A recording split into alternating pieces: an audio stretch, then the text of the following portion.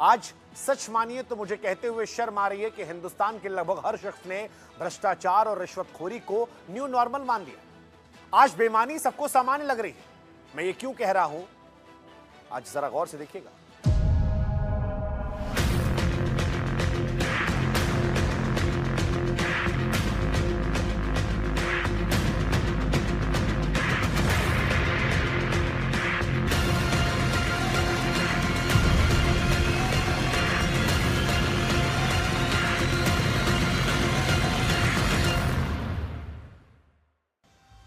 ये कहते हैं कि जब समाज सड़ने लगता है तो बदबू नाक तक नहीं जाती, वो सीधे आत्मा में प्रवेश कर जाती है। और ऐसा लगता है कि इस देश में करप्शन की सड़न साहब अब लोगों की आत्मा में उतर चुकी है। पहले लोग मजाक मजाक में कहते थे कि भैया ईमानदार वो आदमी है जिसे बेईमानी करने का मौका नहीं मिला, बेगुनाह वो है जिसे जुर्म करने का मौका नहीं मिला। लेकिन अब वक्त बदल गया है।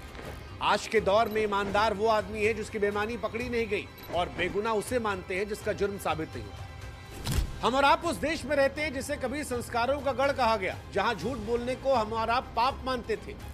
लेकिन आज के दौर में रिश्वत लेना देना, करप्शन इतना नॉर्मल हो गया है कि आज लोगों को इसमें कोई बुराई नहीं लगती। मौजूदा दौर में हमें और आपको भी रिश्वत गाली नहीं लगती। कोई इसे गिफ्ट मान लेता है तो कोई चढ़ावा मानकर चला आता है। आज के दौर में रिश्वत कोई गुनाह नहीं है, बल्कि सिस्टम का हिस्सा है। और कोई उसको लेकर लॉजिक देता है कि अरे भैया चाय पानी का खर्चा ही तो है।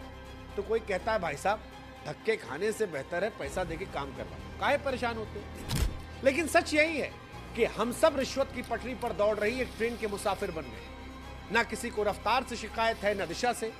अगर आज कोई अफसर रिश्वत मांगे तो समाज के तौर पर हम और आप गुस्सा नहीं करते, बल्कि धीरे से पूछते हैं कि भाई साहब थोड़ा ठीक ठाक लगवा लीजिए, मतलब गरीब आदमी आप समझिए।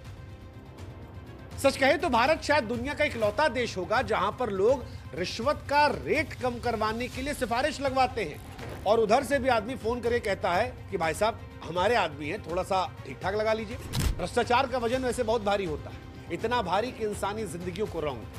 फिक्की के मुताबिक भारत में सबसे ज्यादा भ्रष्टाचार इंफ्रास्ट्रक्चर और रियल एस्टेट पे होता है।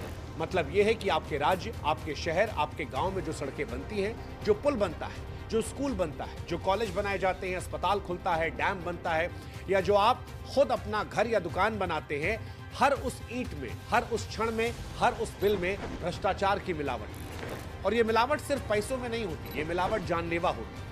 जैसे आज एक जानलेवा मिलावट हमें गुजरात के वडोदरा में दिखाई पड़ी, जहां पर महिसागर नदी पर बना एक पुल अचानक बीचों बीच से टूट गया। उस वक्त पुल से 2 ट्रक, 2 कार, एक रिक्शा और एक पिकअप वैन गुजर रही थी, और ये सब के सब नदी में समा गए। इस हादसे में 10 लोगों की मौत हो गई। बड़े अफसोस से बताना पड़ रहा है कि उसमें 2 मासूम भी शामिल थे। लेकिन दिक्कत यह है साहब कि इस देश में आम लोगों की जान की औकात नहीं है।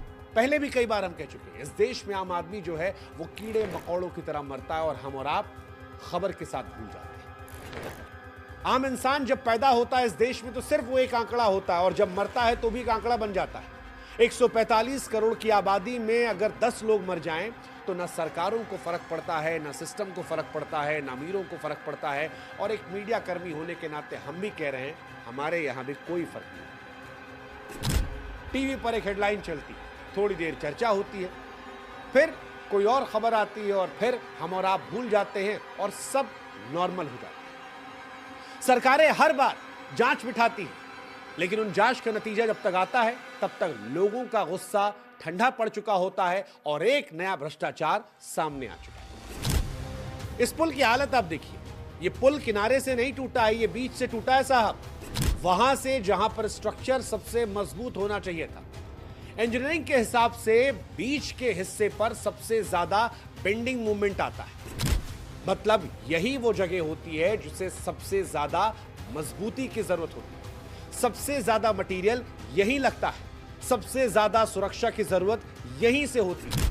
लेकिन वही हिस्सा पहले धंस गया, टूटा, और साथ में इंसान भी टूटकर खत्म हुआ। यह 45 साल पुराना पुल था। हर साल इसकी मरम्मत होती थी, हर साल इस पर करोड़ों रुपए खर्च होते थे, और जो पैसा खर्च हो रहा था वो हमारे और आपकी जेब से जो टैक्स जाता है उससे खर्च होगा। लेकिन फिर भी ये पुल गिरा और हमारे और आपके जैसे 10 लोग इस दुनिया से चले गए। इसका मतलब समझते हैं आप? इसका मतलब है कि 10 परिवारों की जिंदगी इसलिए चली गई क्योंकि मरम्मत सिर्फ कागजों पर सीमित थी। सीमेंट की जगह रेत भरी जा रही थी, लोहे की जगह घोटाले डाले जा रहे थे और इस खेल में सिस्टम का हर खिलाड़ी शामिल था। ठेकेदार से लेकर अफसर तक, इंजीनियर से लेकर नेताजी तक। लेकिन जानते हैं सबसे बड़ा मजाक क्या है? सबसे बड़ा मजाक यह है कि आज भारत उन देशों में गिना जाने लगा है जहां पुल गिरने की संभावना गिरने की गारंटी बन गई। उदाहरण के तौर पर आपको बताते हैं कि भारत में भ्रष्टाचार के पुलों की जड़ें कितनी गहरी हैं। साल 1977 से लेकर 2017 तक यानी 40 साल जो है, इन 40 सालों में भारत में 2000 पुल गिरे। अगर पिछले 10 साल की बात की जाए तो पिछले 10 सालों में भारत में 500 से ज्यादा पुल गिरे। इसका मतलब यह है कि भारत में हर साल 50 पुल और हर महीने औसतन 4 पुल गिरते हैं। और सिर्फ पुल नहीं गिरते साहब, हर पुल के साथ जिंदगियां भी ढह जाती हैं, परिवार बिखर जाते हैं, बच्चों के मां बाप, कुछ खुद ही मां बाप और कई सारे बच्चे हमेशा के लिए इस दुनिया से चले आते हैं। और जानते क्यों? क्योंकि हमने और आपने भ्रष्टाचार को न्यू नॉर्मल मान लिया है। हमने और आपने आम आदमी की जिंदगी की कीमत को समझना बंद कर दिया है और इसीलिए बार बार हम कह रहे हैं कि इस देश में आम आदमी कीड़े मकोड़ों की तरह मरते हैं और हम और आप खबर देखकर आगे बढ़ जाते हैं। आपको शिकायत नहीं है, नेता को मतलब नहीं है और ये सिस्टम ऐसा बना हुआ है कि ये रिपीट होता रहता है, रिपीट होता रहता है, रिपीट होता रहता है। मतलब आम आदमी की किस्मत आप सोचिए, वो कभी पुल के नीचे दबकर मर जाता है, कभी सिस्टम के नीचे। और ये किसी एक राज्य की कहानी नहीं है, ये हर राज्य, हर शहर, हर गांव की कहानी है जहां भ्रष्टाचार अब एक मामूली बीमारी नहीं बल्कि जानलेवा महामारी बन चुका है। उदाहरण के तौर पर ये देखिए,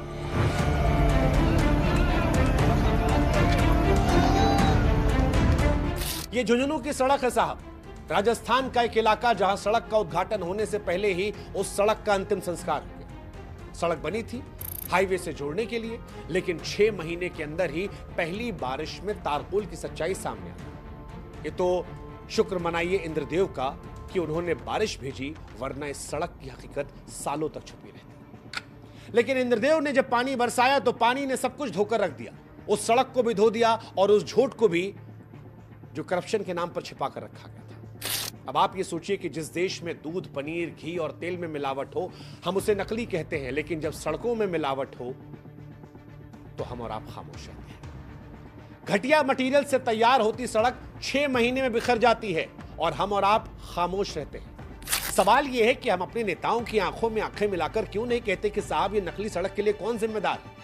क्यों नहीं कहते कि ये मिलावटी माल है, ये जानलेवा माल है जो हमारे बच्चों की जिंदगी छीन सकता है? वक्त आ गया है कि ऐसे सड़कों को खुलेआम नकली कहा जाए, मिलावटी सड़क कहा जाए और इनको बनाने वालों और इससे जुड़े लोगों से यह सवाल पूछा जाए कि भैया इसके पीछे किसका नाम है? कौन है जो इस सड़क में कमीशन खाकर हमारी जिंदगी से खिलवाड़ कर रहा है? कौन है जिसने अपनी जेब भरी है हमारी जिंदगी की कीमत पर? क्योंकि यह मामला सिर्फ एक सड़क का नहीं है, यह पूरे सिस्टम में फैले उस नकलीपन का मामला है जो अब हर गली, हर मोहल्ले और हर शहर में बिक चुका है। ये नकली सड़कों का नेटवर्क जितना बड़ा है, यकीन मानिए उतना ही खतरनाक है। और दिखाते हैं आपको, नोएडा शहर की बात करते हैं। नोएडा वो शहर है जहां पर प्रति व्यक्ति आय 10 लाख रुपए से ज्यादा है, जो अपने राज्य को सबसे ज्यादा टैक्स देता है। अकेला उत्तर प्रदेश की जीडीपी में 10% योगदान नोएडा शहर का है। लेकिन उस चमचमाते नोएडा शहर में भी सड़कों में इतने गहरे गड्ढे हैं कि सड़क ढूंढनी पड़े तो गड्ढे हटाने नहीं, गिनने पड़ेंगे। और हैरानी की बात यह है कि ये गड्ढे किसी को परेशान नहीं कर रहे हैं, ना ये प्रशासन को परेशान कर रहे हैं, ना नेताजी को, ना अफसर को और ना उन लोगों को जो हर रोज इन सड़कों से गुजरते हैं। देश की सारी मीडिया नोएडा में ही रहती है। लगता है कि हमने खराब सड़कों को भी अब विकास मान लिया है और गड्ढों को अब आंखों की आदत बना लिया है। नोएडा से आगे बढ़ते हैं, आपको महाराष्ट्र की कहानी सुनाते हैं। यह भ्रष्टाचार भी महाराष्ट्र के नांदेड़ की उस सड़क जैसा ही है जो ऊपर से तो बिल्कुल ठीक लगती है, चमकदार, सपाट, लेकिन इनका असली चेहरा तब सामने आता है जब आप इसे हल्का सा उधेड़ने लगते हैं। देखिए, तारकोल की एक परत के नीचे से मिट्टी, रेत और धोखा निकला है, और यही हाल हमारे सिस्टम का है, जो ऊपर से तो साहब बड़ा ठीक ठाक दिखता है, लेकिन अंदर उस सिस्टम के सिर्फ और सिर्फ सड़न है, सड़न। और यह सड़न हमारी आत्मा तक आ चुकी है और हमें इससे परहेज नहीं है। जब यह सच बाहर निकल कर आता है तो सड़क की तरह बिखर जाता है और पूरी कहानी खुद ब खुद बताता है कि यहां पर सिर्फ सड़क नहीं टूटी है, भरोसा टूटा है। अब इन तस्वीरों को देखने के बाद आपके मन में ख्याल आ रहा होगा कि भारत में सड़कों में इतना भ्रष्टाचार क्यों है। यह सवाल आपके मन में आना चाहिए, कम से कम इन तस्वीरों को देखने के बाद। वैसे तो ये आपको भी परेशान नहीं करता, लेकिन आज हम चाहते हैं कि थोड़ा परेशान हो। इन तस्वीरों को देखिए और सोचिए कि भ्रष्टाचार क्यों है। ये सोचिए, सवाल कीजिए कि क्यों हम यूरोप जैसे देशों की तरह टिकाऊ, मजबूत और गड्ढा मुक्त सड़कें नहीं बना पाते। और इसका जवाब भी साहब बहुत आसान है। भारत में हर साल जितनी सड़कों का निर्माण होता है उनमें से 95% ज्यादा सड़कें ब्लैक टॉप रोड यानी तारकोल की सड़क होती है, और यही ब्लैक टॉप सड़कें भ्रष्टाचार का सबसे आसान जरिया बन जाती हैं, क्योंकि इन सड़कों में घटिया मटेरियल मिलाना, बजट में गड़बड़ी करना और कागजों पर दिखाना बड़ा आसान होता है। ऊपर से एक पतली सी लेयर बिछा दीजिए, तस्वीर खिंचवाइए, मुस्कुराइए और उसके बाद फाइल बंद कर दीजिए। ना कोई जांच करेगा, ना कोई सवाल उठाएगा। और अगर सड़क 6 महीने में एक्सपोज्ड हो गई, बिखर गई, तो कोई बात नहीं साहब, एक बार फिर से टेंडर पास किया जाएगा, एक बार फिर से बजट आएगा और फिर से वही भ्रष्ट सिस्टम मजे से पैसा डकाएगा।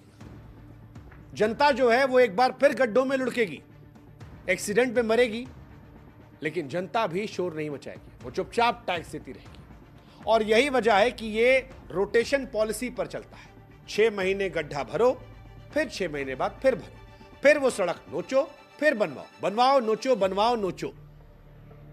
भारत की सड़कें सिर्फ गड्ढों से नहीं, बल्कि अब ऐसा लगता है कि मिली भगत से भर चुकी हैं, जिसमें नेता अफसर दबा के पैसा ले रहे हैं, लेकिन आम आदमी अपनी जिंदगियों को गंवा रहा है। और जब यह जिंदगी गंवाई जा रही है तो बेहतर है कि हम और आप मिलकर ही सवाल उठाएं, क्योंकि हमारे देश में अगर सबसे ज्यादा भ्रष्टाचार और घूसखोरी कहीं है तो वो इंफ्रास्ट्रक्चर के क्षेत्र में।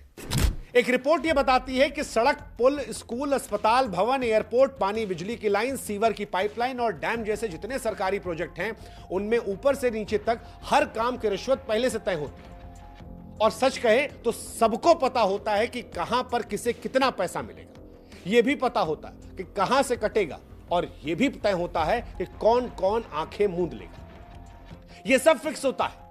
हालात यह है कि यह प्रोजेक्ट की लागत का करीब 30% हिस्सा सिर्फ रिश्वत में चला आता है। अब आप खुद सोचिए कि जब सड़क बनाने का पैसा अफसरों, नेताओं और ठेकेदारों की जेब में जाएगा तो यह सड़क कैसे बनेगी, और बन गई तो फिर टिकेगी कैसे। और इसीलिए बनती है, टूटती है।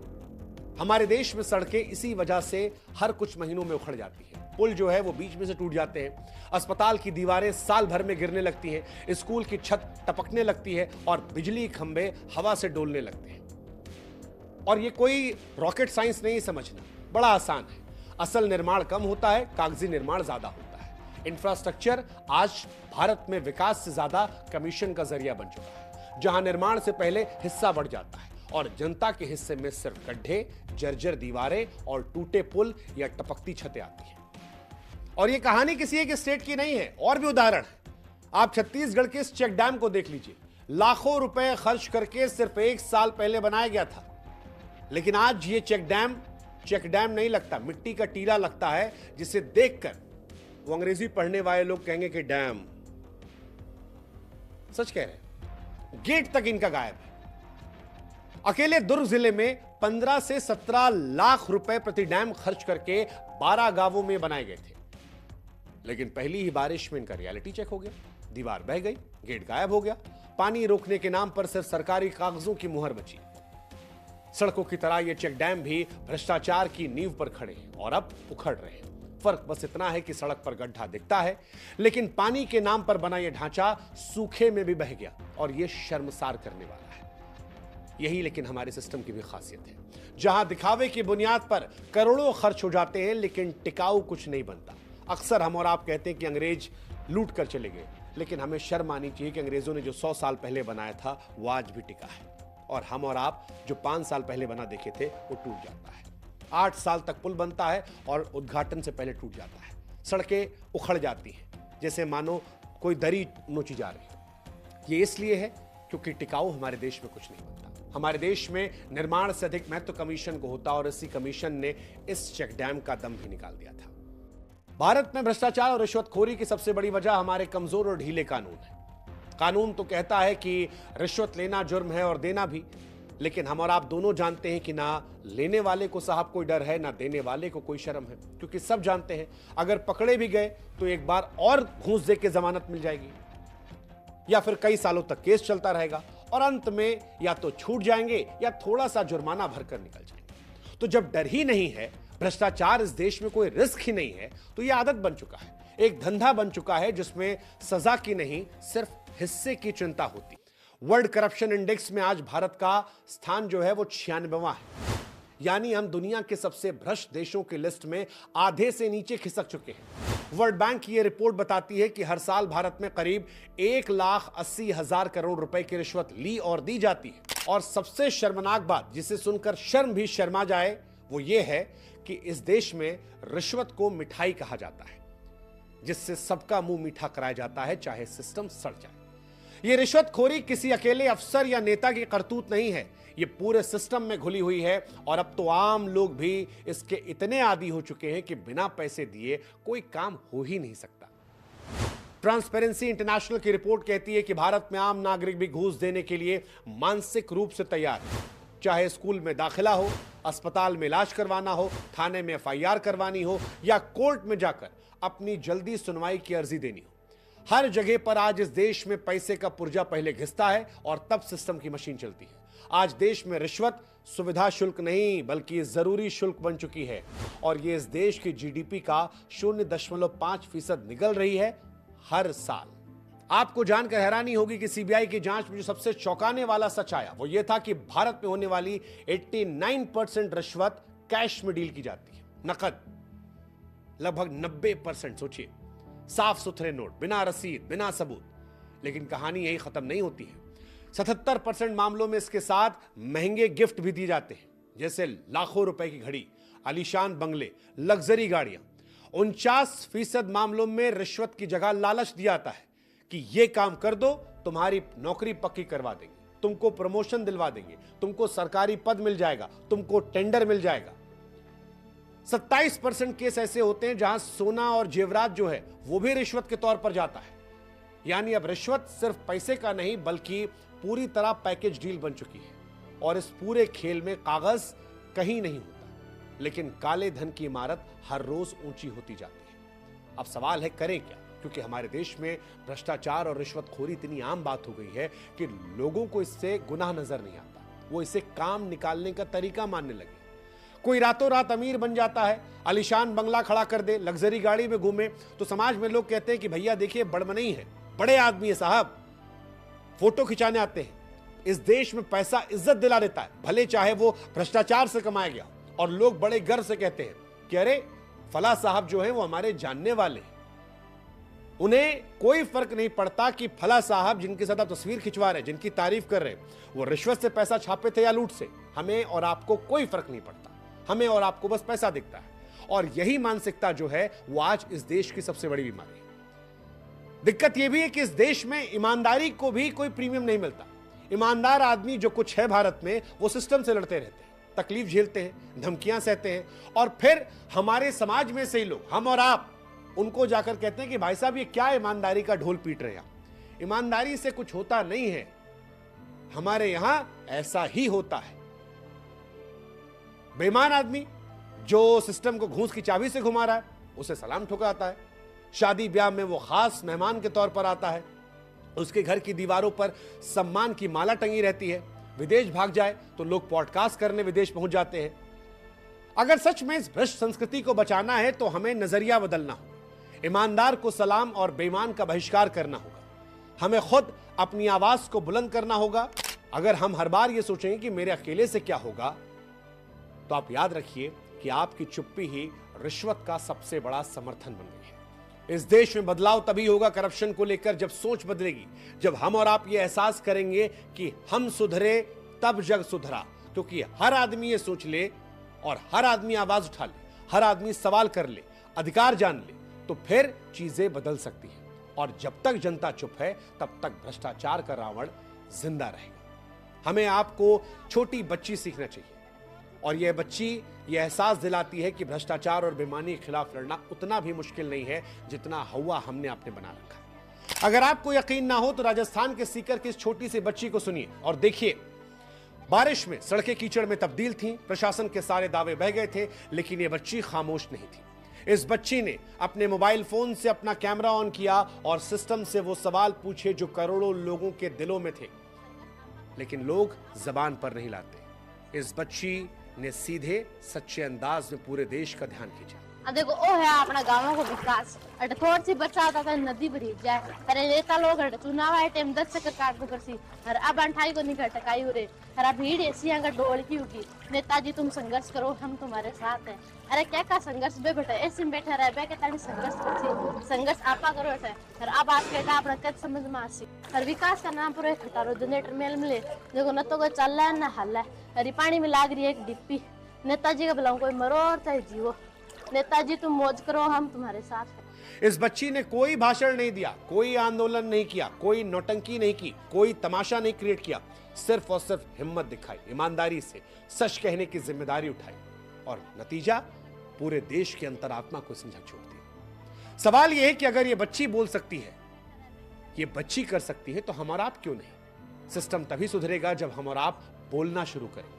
आवाज छोटी हो सकती है, उम्र कम हो सकती है, लेकिन ये बच्ची सिखाती है कि जब इरादा साफ होता है तो असर जरूर होता है। और इसलिए आज हम कह रहे हैं इस कचहरी में कि सीकर की इस बच्ची से हमें आपको सीखना चाहिए। डरिए मत, बोलिए, सवाल कीजिए, क्योंकि बदलाव की शुरुआत सवालों से ही होती है। भ्रष्टाचार मौजूदा दौर में कोई बीमारी नहीं है, ये हमारे सिस्टम के डीएनए में घुस गई है। आज हर दफ्तर, हर फाइल, हर पोस्टिंग, हर ट्रांसफर, हर ठेका, यहां तक कि इंसाफ भी बिक चुका है। हर चीज पर रिश्वत की मोटी परत चढ़ी है। लेकिन अफसोस की बात यह नहीं कि यह हो रहा है, अफसोस की बात यह है कि आज इससे किसी को दिक्कत नहीं। हम सब ने मान लिया है कि बिना घूस के कुछ चलता ही नहीं। जब किसी कमरे में कोई चूहा मर जाता है तो उसकी सड़न से बदबू आने लगे तो हम और आप बेचैन होकर उसे ढूंढते हैं और उसे बाहर फेंकते हैं। लेकिन भ्रष्टाचार की बदबू आज भारतीय समाज को सड़ा रही है, लेकिन हम और आप चुपचाप सांसें रोककर जीना सीख रहे हैं। और यही सबसे बड़ा पतन है कि हमें और आपको सड़ने की आदत हो गई है। वरना इस देश में रिश्वत कभी गुनाह नहीं बनेगा, वो रिवाज बनकर रह जाएगा। हम और आप उसे गिफ्ट, फॉर्मेलिटी कहकर अपनी आत्मा की सड़न से इस बदबू को बेपरवाह करते रहेंगे। और ये सिर्फ सिस्टम की खराबी नहीं है, ये हम सब की चुप्पी, हम सब के समझौते और हम सब की सहूलियतों का नतीजा है। बाकी इस देश के हाल को हरिशंकर परसाई साहब बहुत ठीक कह गए थे कि हर आदमी इस देश में बेईमानी की तलाश में है और हर आदमी चिल्ला रहा है, अरे साहब इस देश में बड़ी बेईमानी हो रही है। हम ही कर रहे हैं और हम ही सवाल उठा रहे हैं। सोचिएगा जरूर।